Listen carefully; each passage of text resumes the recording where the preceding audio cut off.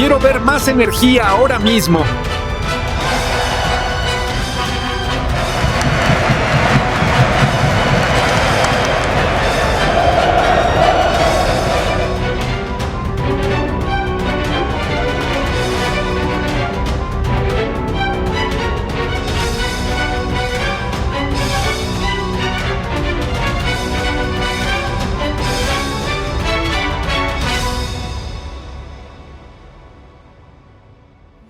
Un saludo a todos, amigos, amigas, suscriptores, miembros del canal y todos aquellos que visualicéis este vídeo por primera vez.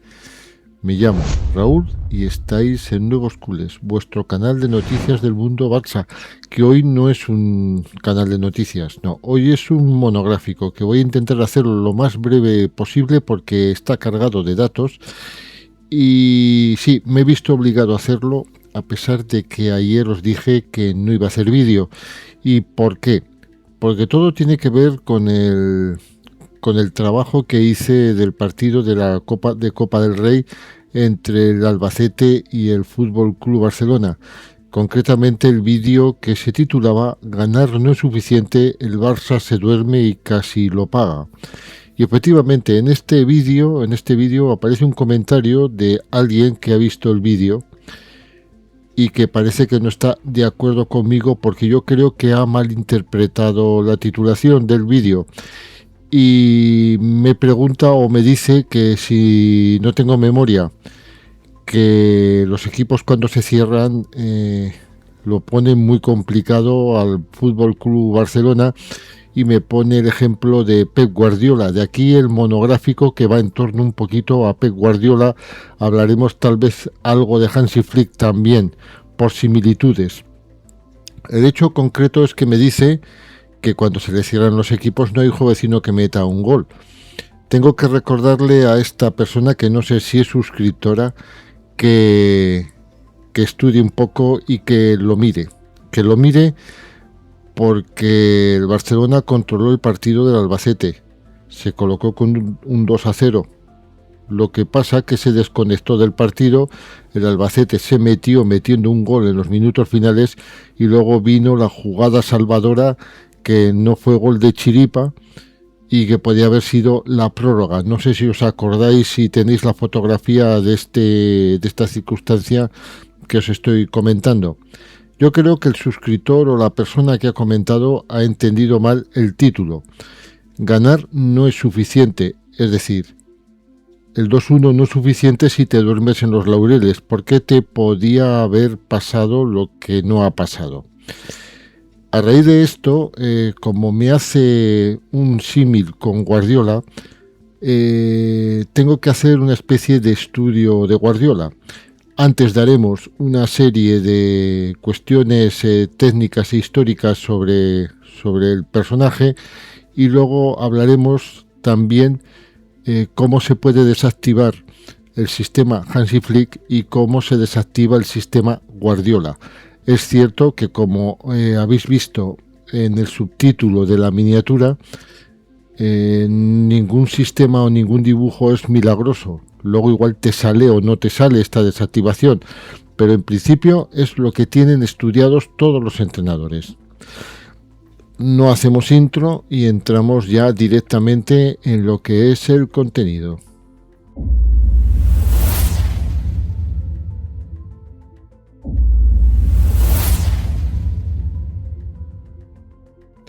Josep Guardiola y Sala nace en Santpedor un 18 de enero del año 1971. Deportivamente todos sabemos cómo se le conoce como Pep Guardiola. Es futbolista y entrenador de fútbol español, prácticamente como yo. Yo soy exfutbolista y soy también entrenador o casi exentrenador. Como entrenador ha dirigido equipos como el Manchester City de la Premier League de Inglaterra desde julio del 2016. Es considerado ampliamente como uno de los mejores en la historia del fútbol, y como futbolista hay que decir que terminó jugando de centrocampista, pero no empezó jugando de centrocampista. Desarrolló la mayor parte de su carrera profesional, ya lo sabéis, en el Fútbol Club Barcelona y en la selección de fútbol española. es considerado como uno de los mejores centrocampistas de la década de los 90, pero tengo que deciros que no empezó como centrocampista, No empezó como centrocampista. Como futbolista, Pep Guardiola ganó 17 títulos, tanto nacionales como internacionales. 6 ligas, 4 Supercopas de España, 2 Supercopas de Europa, 2 Copas del Rey, una Copa de Europa y una Recopa de Europa. Con la selección española ganó la medalla de oro de los Juegos Olímpicos de Barcelona en el año 92 y participó en los Mundiales de Estados Unidos del 94 y del 2000. Dirigió al FC Barcelona desde julio del 2008 hasta junio del 2012, periodo en el que ganó 14 títulos, es decir, 3 ligas españolas, 3 Supercopas de España, 2 ligas de campeones, 2 mundiales de clubes, 2 Supercopas de Europa y 2 Copas del Rey. Con el equipo azulgrana ganó de manera consecutiva los 6 títulos a los que aspiraba el equipo, es decir, la Copa del Rey, el título de Liga, la Champions League, la Supercopa de España, la Supercopa de Europa y el Mundial de Clubes. En el año 2009, conocido como sextete o sextuplete. De este modo, Guardiola se convirtió en el primer entrenador de fútbol en el mundo en conseguir 6 títulos oficiales un mismo año. Solo otros 7 equipos europeos han logrado el denominado triplete y solo 3 han conseguido 6 trofeos en el mismo año natural, el sextuplete, como el FC Barcelona, el Bayern y el Paris Saint-Germain, aunque ninguno de ellos en la misma temporada. Ha sido nombrado mejor entrenador del año 2009 y 2011. En el 2010 fue galardonado con la medalla de oro de la Real Orden del Mérito Deportivo, que lleva anexo el tratamiento de Ilustrísimo Señor, como máxima distinción individual del deporte otorgada en España. Cuidado, porque no es un noble, pero es casi un noble, es una ilustrísima personalidad. Desde julio del 2013 hasta el 30 de junio del 2016 estuvo en el Bayern de Múnich, con el cual ganó 7 títulos, 3 Bundesligas, 2 Copas de Alemania y una Supercopa de Europa, y también ha añadido un Mundial de Clubes. Desde julio del 2016 es el entrenador actual del Manchester City, con el cual ha ganado un total de 18 títulos, 6 Premier League, 4 Copas de la Liga, 3 Community Shield, 2 FA Cup, una Liga de Campeones y una Supercopa de Europa con un Mundial de Clubes. Ha hecho historia con el Club Citizen al ganar 4 ligas consecutivas y la primera Champions League de su historia, así como la primera Supercopa de Europa y su primer Mundial de Clubes. Hasta el año 2025 era el único técnico en lograr el triplete 2 veces y al mismo tiempo el primero en hacerlo con 2 clubes distintos, en el Barcelona en el 2009 y en el Manchester City en el 2023, cuando poco después su compatriota Luis Enrique lo igualó tras lograr la misma hazaña con el Barcelona en el 2015 y con el Paris Saint-Germain en el 2025. Del mismo modo, forma parte del grupo de 23 entrenadores que le han dado la primera Champions a un club, en este caso al Manchester City en el año 2023. Asimismo, es junto con Carlo Ancelotti uno de los 2 entrenadores en ganar la Champions en 3 décadas diferentes. Del mismo modo, es uno de los 6 entrenadores en ganar la Champions con 2 equipos diferentes. Todos sabemos más o menos cuál es la carrera deportiva, tanto como jugador y como entrenador de Pep Guardiola. Por lo tanto, vamos a hacer una referencia bastante somera y saltándonos hechos concretos. Podría ser más completo, pero no quiero que esto se alargue demasiado. Como jugador, Guardiola ingresa en el Barcelona un 28 de junio del año 84. Está en las categorías inferiores hasta el año 1990 y debuta en primera división de la mano de Johan Cruyff un 16 de diciembre de 1990. En el 91, Johan Cruyff lo utiliza como defensa central y es la posición en la que está durante bastante tiempo hasta que empieza a jugar posteriormente como mediocentro. Sale del Barça un 11 de abril del año 2001 y va a recalar a la Serie A, concretamente al Brescia, club italiano en el que debuta un 14 de octubre del 2001. De ahí ese mismo año pasa a la Roma, pero no lo utilizan apenas y vuelve al Brescia en el mercado de invierno. Un 21 de octubre y un 4 de noviembre, tanto en Brescia como en Roma, da positivo por nandrolona y es acusado con bastantes irregularidades y malformaciones administrativas. Apela, no se le concede la apelación y posteriormente se reconoce de que ha habido cuestiones irregulares y se le declara más o menos, con otras palabras, pero inocente, un 23 de octubre del año 2007. Pero en el año 2003 él ya jugaba en el Al-Ahly. En el 2005 ficha por los Dorados de Sinaloa y un 15 de noviembre del 2006 se retira ya con el título de entrenador. Como entrenador, desde luego, tampoco vamos a dar el palmarés, ya hemos hablado también de ello en el punto anterior. Y hay que decir que es entrenador del Barcelona durante el periodo comprendido entre el año 2007 al 2012, entrenador del Bayern en el periodo comprendido entre el 2013 al 2016 y en el periodo del 2016 a la actualidad es entrenador del Manchester City de la Premier. Todos ya conocemos el palmarés, los éxitos, ya hemos hablado de ello anteriormente, pero ahora vamos a lo que realmente interesa, que es el contenido y es la forma de jugar de Guardiola.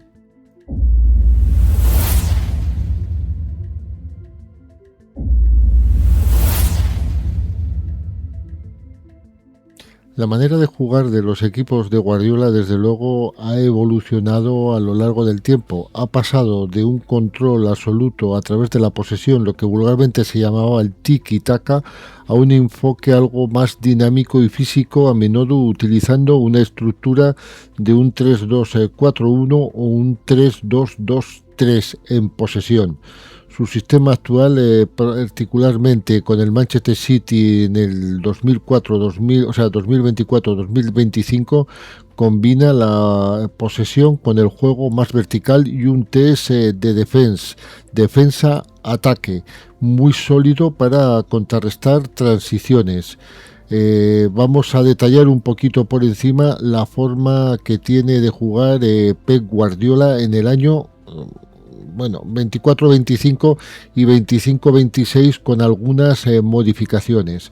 La estructura de posesión basada en el 3-2-4-1 o en el 3-2-2-3. Guardiola convierte su defensa en una línea de 3 con un centrocampista ofensivo, a menudo usando a un defensa central como lateral invertido para crear una superioridad numérica de 3+2 en salida de balón. Utiliza laterales invertidos con pasadores y los laterales se mueven hacia el centro del campo convirtiéndose en centrocampistas adicionales para asegurar posesión y bloquear contraataques. El res defense sólido. Guardiola coloca a jugadores defensivos y a un pivote coche escoba como Rodri, por ejemplo, en algunas ocasiones en posiciones estratégicas durante el ataque para recuperar el balón rápidamente si este se pierde.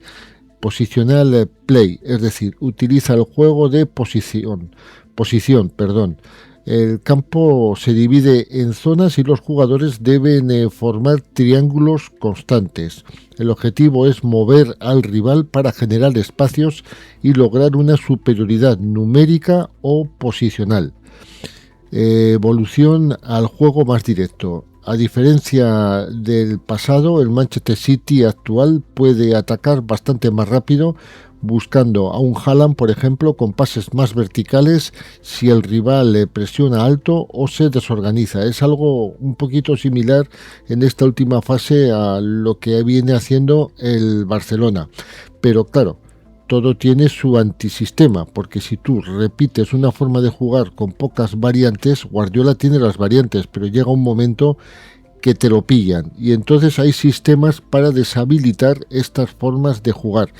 Vuelvo a decir, no hay un sistema o una manera milagrosa de hacerlo, pero bueno, son cosas que a los rivales les está funcionando, y de ahí el paso atrás que ha dado el Manchester City a la hora de resultados. Ya no es este Manchester City tan boyante y tan fuerte. Primero, para deshabilitar un equipo de Guardiola se requiere disciplina y orden táctico y mucha precisión en las transiciones. Primero hay un bloqueo medio-bajo bastante disciplinado que evita presionar muy alto si no se tiene una estructura sólida, ya que el Manchester City suele superar la presión alta en un bloque 4-4-2 o en un bloque 5-4-1 compacto, dificulta los pases interiores entre líneas. Es lo mismo que le está pasando al Barcelona. Los entrenadores se le ponen en estos bloques medios bajos y es muy difícil jugar a los espacios. Las transiciones rápidas directas. El punto débil de cualquier equipo de posesión alta es cuando pierde el balón. Roban y lanzan un contragolpe rápido antes de que el reset defense de Guardiola se organice y lo pillan. Es como cuando el Barcelona se desorganiza y pierde el balón en salida de balón. Marcaje al hombre en el centro. Dado que el City busca superioridad por el medio, que es la inversión de los laterales, el sistema de marcaje al hombre de medio campo puede desestabilizar su triangulación, provocando errores en pases arriesgados. Los marcajes, aunque no es el mismo sistema táctico, pero son los marcajes que le pueden hacer en el Barcelona, por ejemplo, a Pedri o a De Jong. Por eso el Barcelona juega con dos mediocentros. Otro sistema es la de aislar a los creadores de juego mediante presión a los jugadores claves, es decir, aquellos jugadores que son los encargados de canalizar el juego en ataque o salida de balón. Así se evita que encuentren espacios, obligando al City a jugar hacia atrás o a zonas menos peligrosas. Es como cuando vosotros decís es que tocaban y no profundizan. Pues es esto mismo lo que se les obliga a hacer. Y luego explotar los espacios a la espalda, estos balones en largo, cuando los laterales del City o del Barcelona, en este caso, por ejemplo, suben, quedan espacios en las bandas. Las transiciones son rápidas y por fuera pueden generar ocasiones claras si se aprovecha el espacio tras la línea defensiva. No es el mismo dibujo, luego hablaremos un poco del dibujo Flick, pero sí es una forma de deshabilitar este sistema.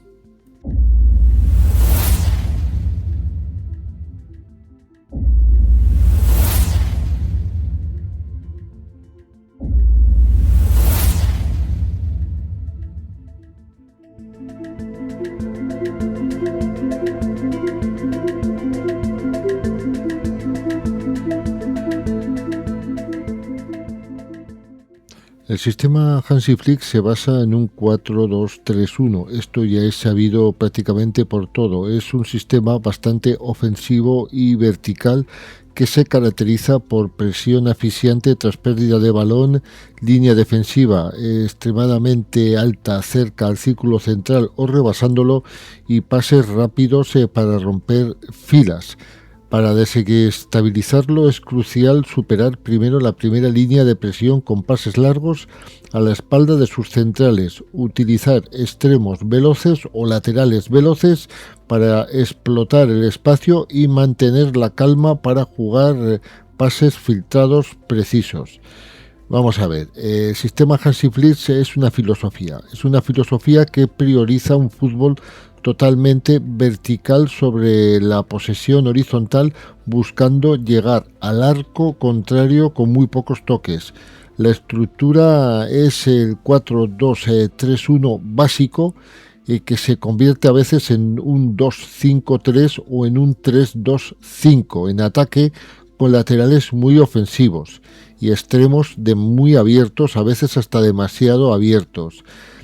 Se caracteriza por presión y defensa, es decir, una presión alta e intensa para recuperar el balón cerca del área rival. La línea defensiva se sitúa en campo contrario buscando forzar el fuera de juego, y las transiciones son muy rápidas tras recuperar el balón y se busca a un extremo o a un delantero inmediatamente. Esta es la base del sistema Hansi Flick, pero es algo que estamos viendo domingo tras domingo, que ya sabemos cómo funciona. Ahora vamos a mirar la forma de desestabilizarlo. Vuelvo a insistir, no existen sistemas milagrosos. Te sale o no te sale, todo también va a depender de los hombres que tienes o de la forma de activarlo o de hacerlo, pero desde luego todo está basado en una repetición o conocimiento de cómo funciona Hansi Flick o cómo funciona su sistema. Entonces tú estudias todas las formas que tienes que tiene Flick de jugar bajo estos sistemas, no me salía la frase, y tú planteas tu partido acorde a esto. Y si hay un entrenador que le funciona, todos van a venir detrás y te van a copiar, como le pasó a Guardiola y como le ha podido pasar en algún momento a Hansi Flick. La primera base de cómo desestabilizarlo son balones a la espalda. Dado que la defensa está muy adelantada, los pases deben ser largos y precisos, tanto por banda como por el centro de la defensa, que es la principal debilidad. Superar la presión alta, es decir, si el rival logra dar el primer pase vertical preciso, la línea de presión de Flick se rompe. Si tú rompes esta línea, la línea de presión se rompe en todos los lados y deja mucho espacio para contraatacar. El movimiento de extremos. Utilizas extremos rápidos que van por banda o bien laterales que ganan duelos en el 1 a 1 y desde luego que pueden desarticular la defensa si superan a los laterales, obligando a los centrales a salir de zona o a los mediocentros a veces. Transición ofensiva propia. Tras recuperar el balón se lanzan contragolpes inmediatos antes de que el equipo vuelva a organizarse. El punto débil más notable de lo que es esta situación de Hansi Flick, indudablemente sabemos ya cuál es. El punto débil es el riesgo inherente de la línea defensiva. Si la presión no es buena, si falla uno, adiós, se te cae todo con todo el equipo. Pero esto lo va a explicar mucho mejor y más detalladamente con un ejemplo. Una inteligencia artificial que utilicé yo en su momento. Este vídeo es de la temporada pasada de la Champions, cómo nos ganó el Borussia de Dortmund y desde luego cómo le marcó al Inter de Milán el devenir de la eliminatoria. Fuera arbitraje indudablemente para desactivar al Fútbol Club Barcelona, esta derrota que tuvieron contra el Borussia de Dortmund en el partido de vuelta. Es una inteligencia artificial, es un artículo editado y creado con inteligencia artificial, pero creo que va a estar bastante más clara y la voy a volver a utilizar. Durante toda esta temporada el Barça ha sido una máquina tan perfecta que en este 2025 parecía invencible. Cada presión, un castigo, cada partido una exhibición, Rafinha volando como un misil. Pero en Dortmund todo cambió. Después de haber aplastado al mismo rival 4-0 en la ida, el Barça de Flick se desfiguró en la vuelta. El Dortmund encontró la fórmula de desactivar al Barcelona a imagen de lo que ya habían hecho anteriormente Osasuna, Las Palmas, Leganés y el Atlético de Madrid. Me temo que el Inter va a intentar hacer algo similar ya que algunos le han mostrado el camino. Entonces, ¿cuál es la fórmula? Equipos muy distintos entre sí, pero que empezaron a hacer lo mismo, aislar a Pedri, aunque en Dortmund no estuviera de inicio. Reducir los espacios de Yamal, atacar la espalda de Balde o de su sustituto, y aprovechar su ausencia y desactivar la presión alta y no dejar tener al equipo culé superioridad numérica en los segmentos del campo. Ahora todo esto huele a un patrón ya bien definido que les funciona perfectamente. La respuesta está en La pizarra, porque el Borussia Dortmund no solo jugó bien, jugó inteligentemente. El equipo alemán apostó por una línea de 5 defensores y desde allí empezó a construir el plan perfecto. Los carrileros fueron clave. Con un recorrido brutal por toda la banda, neutralizaron las subidas del Barça y doblaron constantemente a los extremos culés. Pero lo que terminó desarticulando al conjunto de Flick fue la movilidad ofensiva de Beyer y Adeyemi. No fueron extremos convencionales. En ataque se sumaba Guirassy para formar un tridente móvil que destrozaba la defensa por dentro. En defensa retrocedían con disciplina quirúrgica, convirtiendo el sistema en un 5-4-1, que asfixiaba la circulación azulgrana. La rotación de Pedri rompió el equilibrio. Flick apostó por un doble pivote compuesto por Frenkie de Jong y Gavi, y aquí se generó el mayor error táctico de todo el partido. Gavi, que debía ser el apoyo ofensivo en el famoso cuadrado de Flick, dejó a Frenkie solo en la contención, y contra un Dortmund que jugaba con doble pivote y atacantes que ingresaban por los carriles interiores. Eso fue un suicidio táctico.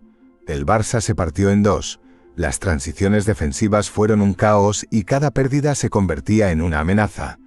La ausencia de Alejandro Balde también se notó más de lo esperado. Gerard Martín no ofreció esa profundidad y eso obligó a Rafinha a buscar amplitud por fuera en lugar de sus tradicionales diagonales hacia el centro. La conexión entre Rafinha y Lewandowski se rompió. Sin ese engranaje, el ataque azulgrana se volvió predecible. Flick cargó al equipo de energía ofensiva pero desprotegió el centro del campo. El Barça y la explicación va más allá del resultado. Se llama Pedri González.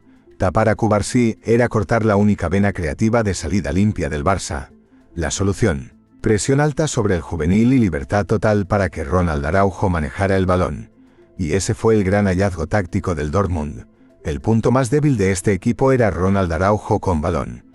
El plan de Flick colapsó, pero eso fue solo el inicio. Sin Pedri, Flick apostó por un doble pivote con Frenkie de Jong y Gavi, y en la teoría podía parecer un relevo funcional. Pero en la práctica fue un suicidio táctico. Gavi no asumió funciones de organizador. Se posicionó como un interior ofensivo a la altura de Fermín López. El resultado: Frenkie quedó completamente solo para generar juego. Y aquí está el punto clave. El Dortmund utilizó su doble pivote para encimar al neerlandés y le cerró todos los caminos. Todos los jugadores a su alrededor, Gerard Martín, Koundé, Rafinha, Lewandowski, Lamine y Fermín estaban marcados. Quedaba libre solo Gavi. Kovacs preparó una línea de 5 que mantenía siempre a Rafinha y a Yamal cubiertos, y a Gavi le aplicaron una presión escalonada. Cuando recibía, uno de los tres centrales se soltaba para presionar. El único jugador que quedaba realmente libre era Ronald Araujo. A esta estructura táctica se le llama el sistema espejo. Kovacs copió la caja del Barça y la replicó. Mismo dibujo, mismo posicionamiento, pero con la intención de obligar al Barça a entregar el balón a su pieza más frágil. Fue un aviso, porque si el Dortmund pudo replicar el sistema de Flick y hacerlo colapsar, esto lo pueden hacer otros y de hecho lo hacen. Aunque la presencia de Pedri hace que esta copia de sistema sea más complicada. Este tipo de jugador no se anula con un sistema espejo. Si algo quedó claro en Dortmund, es que el sistema espejo existe y funciona. La estructura táctica que ha hecho del Barça un equipo letal. Ese 4-2-3-1 que en ataque se convierte en una tormenta de conexiones entre extremos interiores y laterales, fue replicada por los alemanes, y cuando eso sucede, la diferencia ya no lo marca el dibujo, la marca la calidad y el ajuste. Para evitar esto hay una serie de pasos o procesos. El primer paso es reajustar el 4-2-3-1, no desecharlo. El sistema es válido, pero solo funciona si cada pieza encaja con precisión. Flick debe repensar cómo compensar ausencias sin renunciar a su estructura. Si no está Pedri, debe buscar un 10 que no solo recibe entre líneas, sino que absorba presión y distribuya con inteligencia. Si no está Balde, el equipo debe recuperar profundidad por izquierda sin sacrificar seguridad defensiva. Y si Rafinha y Lamine Yamal están neutralizados por carrileros rivales, hay que crearles rutas alternativas, con interiores que arrastren marcas, laterales que entran por dentro o incluso rotaciones posicionales para romper la línea de 5. Si los extremos no cierran y el media punta no activa la presión tras pérdida, el equipo queda partido en dos. El factor diferencial es la gestión de los intervalos entre líneas. Flick necesita que sus centrales, especialmente Araujo, No solo defiendan bien, sino que distribuyan con criterio, porque si el único pase libre es hacia el jugador menos dotado técnicamente, el rival ya ganó el duelo, con las semifinales de la Champions en el horizonte. Los rivales ya vieron cómo se hace y alguno volverá a copiarlo. Posiblemente el Inter, que tiene esa capacidad de adaptación a los sistemas de sus rivales europeos. En la Serie A no le funciona igual, pero sí en Europa. Los italianos salieron vivos de su enfrentamiento con el Bayern e hicieron bueno el resultado logrado en Alemania. Su 3-5-2, lejos de ser un esquema rígido, es un artefacto táctico capaz de absorber presión y golpear con precisión quirúrgica cuando encuentran grietas. En la Serie A son uno de los equipos que más centros genera. Un mal día, un detalle, una rotación mal planificada y todo puede venirse abajo. El Barça fue advertido y ahora, ante el Inter, tendrá uno de los escollos más duros posibles. Un equipo que defiende en bloque bajo con maestría y que contragolpea con precisión quirúrgica. Los transalpinos son un equipo mimético, y su entrenador es un buen estratega que estudia con vivos ejemplos como el partido planteado por el Dortmund cuando su próximo rival es derrotado y añade a sus planteamientos todo aquello que pueden aprovechar, y es seguro que lo van a hacer. No obstante, en los últimos partidos de la Serie A están dejando mucho que desear con 3 malos resultados cobrados como derrotas. Ya no aspiran al triplete por su caída en la Copa Italiana, pero tienen a favor la experiencia europea. Hay que recordar que sin hacer un fútbol brillante rentabilizan sus goles. Seguramente el Barcelona es favorito. Y esto es un arma de doble filo. El Barça es una máquina de hacer goles, pero también de encajarlos, y ahí está su talón de Aquiles. La eliminatoria no es fácil y los azulgranas deberán estar centrados y tener en cuenta el agujero que les creó el Dortmund en la vuelta de la ronda anterior.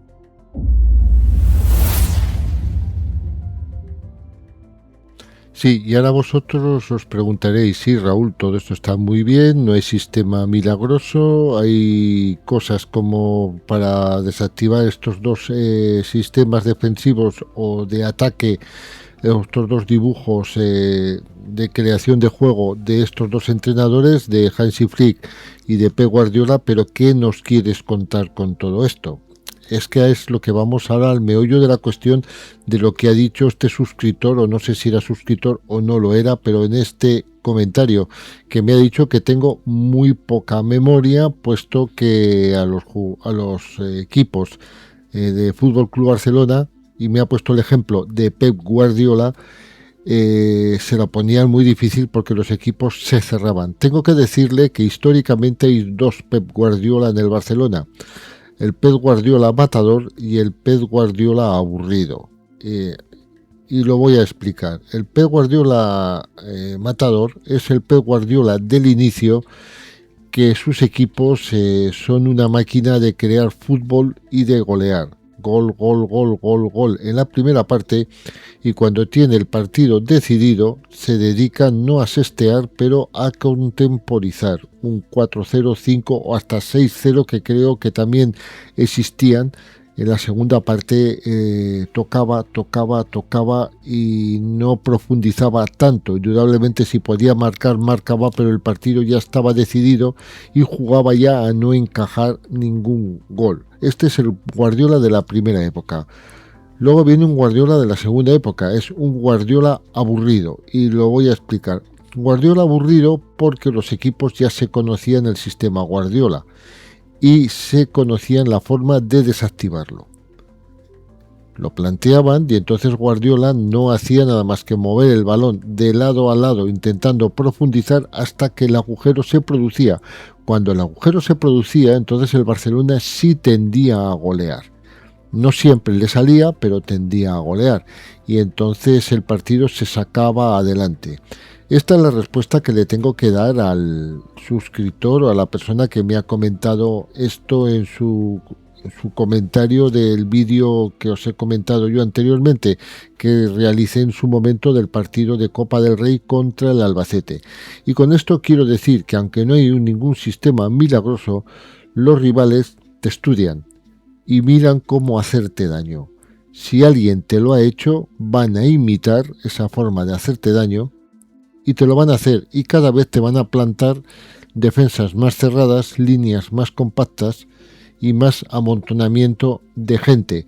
Luego ya por interés puedes obligar tú directamente a que un equipo te ataque por banda o un equipo te ataque por el centro, dependiendo ya cómo hagas este amontonamiento de gente, siempre procurando dañar tu línea de creación y romper tu primera línea de presión. He puesto a estos dos entrenadores, puesto que aunque utilizaban dibujos distintos, utilizan un sistema similar de jugar. Es el de dominar a tu rival, hundirlo y golearlo. Esto lo he querido dejar bastante claro. Lo podía haber dicho en 5 minutos y he empleado un vídeo pues que me va a la media hora, pero bueno, pero en principio yo creo que había que hacerlo bonito y he querido dejarlo bastante claro. No hay sistema milagroso, hay muy buenos sistemas, pero su sistema tiene su antisistema y hay forma de deshabilitarlos. Y nada más, eso es lo que he querido decir.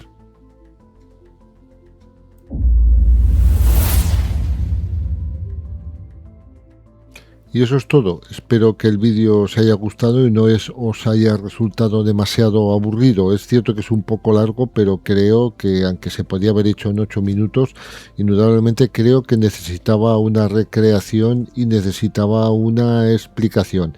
Y ya sin más me despido de todos vosotros recordándoos que este próximo jueves a las 9 de la noche hay partido de Copa del Rey entre el Atlético de Madrid y el Fútbol Club Barcelona.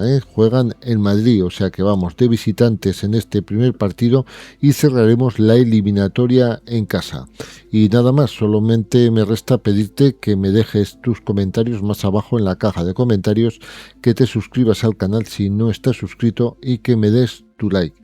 Chicos, chicas, nos vemos en otro vídeo que será mañana. Cuidaros.